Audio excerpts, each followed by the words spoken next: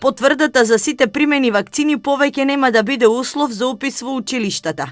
Овој услов се коси со Законот за образование, со што се наложува задолжително основно и средно образование за секое дете. Бројот на родители кои одбиваат да ги вакцинираат своите деца во изминатите 3 години е во постојан пораст.